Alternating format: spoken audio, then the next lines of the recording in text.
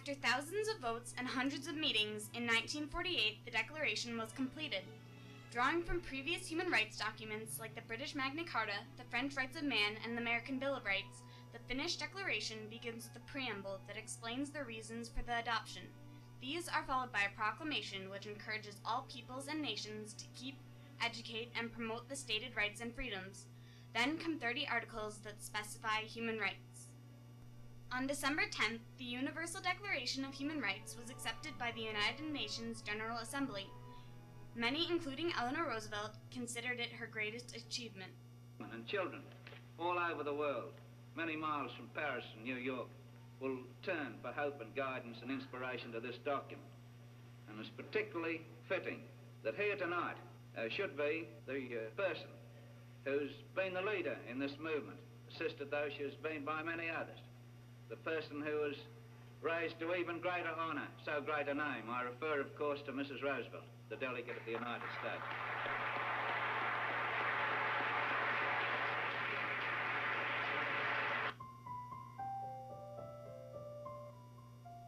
The Universal Declaration of Human Rights has proven to be an influential document since its adoption. It is viewed as the standard of achievement for human rights. As was decided in the initial debates, the International Bill of Human Rights was started with the UDHR and later followed with 2 legally binding covenants. Within the UN, the Declaration has inspired further human rights codes, treaties, and measures, such as the Convention on the Rights of the Child and the Convention on the Elimination of Discrimination Against Women. Yet, its significance has reached beyond the UN. Since 1948, the Declaration has served as a model for the human rights provisions of 90 countries' constitutions. It provided human rights standards for the 1955 Freedom Charter of South Africa and the 1975 Helsinki Accords.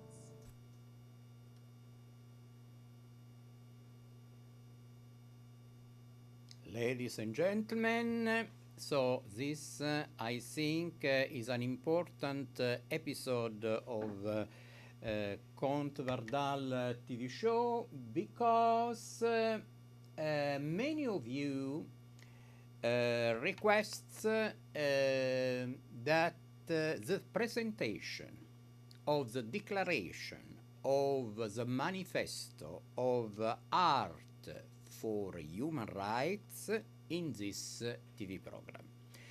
So I agreed. I am happy to do that. And so the video that you just watched, of course, is related, very related to the human rights, and is about the proclamation of the Universal Declaration of Human Rights here in San Francisco on 1948 by Eleanor Roosevelt. So this is a important stone for human rights. Of course, the history of human rights is ancient, and but at the time of today, we consider our most important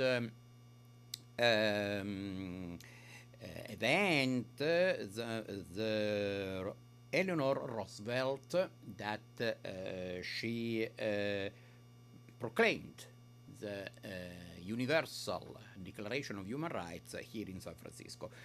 So this episode is related to the art human rights. So after a few seconds, I will show to you a video that I just recorded, and where I read the 11 short articles that I wrote for the proclamation of the art human rights. So really, I like all the article, of course, that I wrote, that why? Because is some contribution, I hope so, to all of you, because of course art is the food of the humanity, is a creativity, is inspiration, is healthy activity. So of course art, human right, is concerning human right, but especially I love the 10 and 11 article that shortly said and speak about the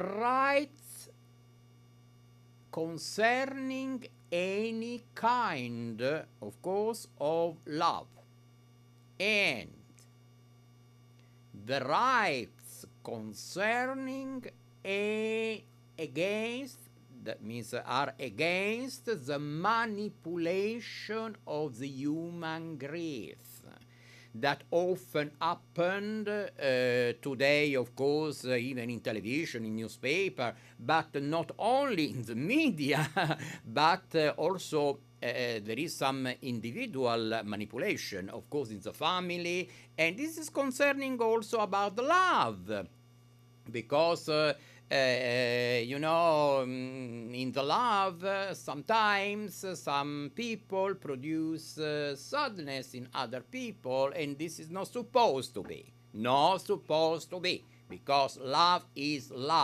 happiness. To put people in happy, okay? Not to create sadness.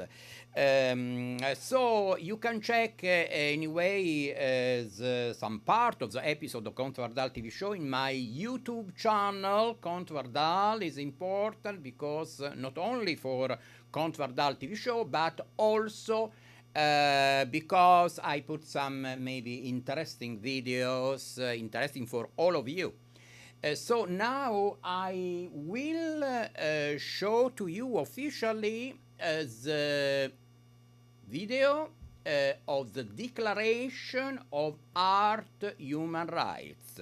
So now I have very few seconds because the video will take less of 10 minutes, and you know that Count Wardal TV show has 22 minutes only. So next time I will be abroad, so you will watch some very nice interviews from many countries, and of course the Manifesto of Art Human Right I will present in many countries, hopefully from next September 2018. So now, because I want to say thank you to you for your attention, means to say goodbye to you, and so after the video, so I will take the video so you can watch this important video. Just a second that I arrange here the matter, and we can so watch now the video, and we are ready now. Ladies and gentlemen, I will just read the Manifesto of Art of Human Rights without to do any preamble, because I am sure that each one of you can totally understand the content of the Manifesto of Art Human Rights. So, just a short preamble. The Manifesto of Art of Human Rights is a necessity for the human rights, and so for the mankind. The MAHR is a consequence of the history of the human rights from ancient times to the globalization era, and of course Eleanor Roosevelt Universal Declaration of Human Rights of 1948 included. The MAHR declares how art matches human rights and is the best messenger for human rights, and do not make any distinction among artists and non-artists in producing art for human rights. The MAHR defines what could be called art of human rights. The MAHR is a Magna Carta for all mankind. The MAHR is composed by the following 11 articles. Article 1st.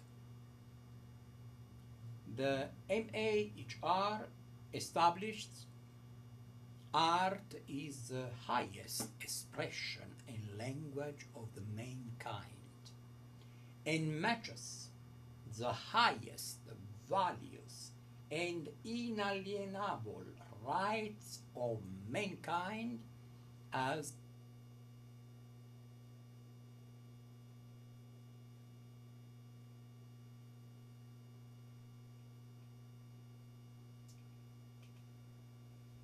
so there is some internet problem, but doesn't matter, and so I could continue to read the manifesto anyway, and yes, I think I could continue to read the manifesto because is no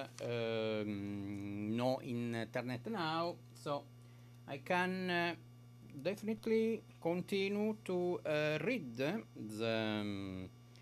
manifesto, and yes, so we was arrived to the article first, and so the Manifesto for Human Rights established art is the highest expression and language of the mankind, and matches the highest values of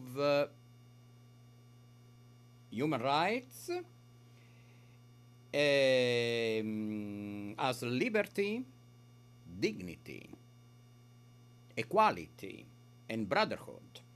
So I will omit this first sentence because it's present of the following at the beginning of the following article, 10 article. So I will be very short. So article second, the MAHR, that means Manifesto Art Human Rights, affirming the right to life and the prohibition of slavery, as art is a free and creative process. Article 3rd, the MAHR refers to the fundamental legality of human rights and has the obligation to defend the human rights through special art manifestation when violated. Article 4. The MAHR refers to the rights of the individuals towards the community to affirm the human right inalienability and to defend it when violated. Article 5. the MAHR proclaims itself as movement of freedom refers to the Article 4th. Article 6. The MAHR sanctions the freedom of thought, opinion, religion, and conscience, words, and peaceful individual and non-individual art production and manifestation. Article 7. So the MAHR sanctions an art action related to economical, social, cultural rights, included adequate art production for health and well-being concerning any aspect related even with food, clothing, housing, medical care, motherhood, childhood, and necessary social services. Article 8. The MAHR refers to the inalienability of any kind of art and art expression related to the human rights. So now is an important moment because it's Article 10, the MAHR sanctions that any kind of activity improperly called art could be against the inalienability of the human rights and can be against the value of peace, dialogue among culture and people, and any kind of love, and about the manipulation, as I said, of the human grief, is not belong this manifesto and is not recognized as art. Last article, 11 article. The MAHR sanctions that any individual artist and non-artist, any artistic and not artistic community is producing artworks using the human right principle only for their own economical benefit without to produce any kind of social benefit to local and not local communities and individuals will be considered not belong to this manifesto, and their work production will be not recognized as art. So this was written today, August 7, 2018, in San Francisco. We are in San Francisco, that is a city of human rights, and who pushed me to write the manifesto was a legend of a legend, Marlene Dietrich, and that of course you know, you can see in Google, she's in Google the action of Marlene Dietrich against discrimination, against racism, etc., and also His Excellency Boutros Ghali, the former General Secretary of United Nations, and also the head in Egypt of human rights. So our time is close to end, and so I hope you enjoy. But also I have to say something that for in the next episode of Count Wardal TV show, we will show art performances for free concerning human rights. So stay, continue to watch Count Wardal TV show, because we can show some exclusive performances concerning human rights. And anyway, you can see Count Wardal YouTube channel. And so till a few seconds, and thank you really immensely to watching in any country, of course included San Francisco, California, USA, but also Middle East, Europe, Africa, Asia, Australia, so all the continent. Count Wardal TV show, even in Russia, and so really the next episode will be on Monday, August 13, on channel 29.sfc.tv. And so now are few seconds. And so I love all of you. I think this episode was very important, because this is official declaration of art for human rights. So we can have festivals. There are already some festivals, of course, but we will, here in this program, we will make a festival for art human rights, showing many performances, okay, by artists and not artists. So you also can apply to show some performance. So few seconds, 7 seconds, and so really I love all of you. Thank you so much.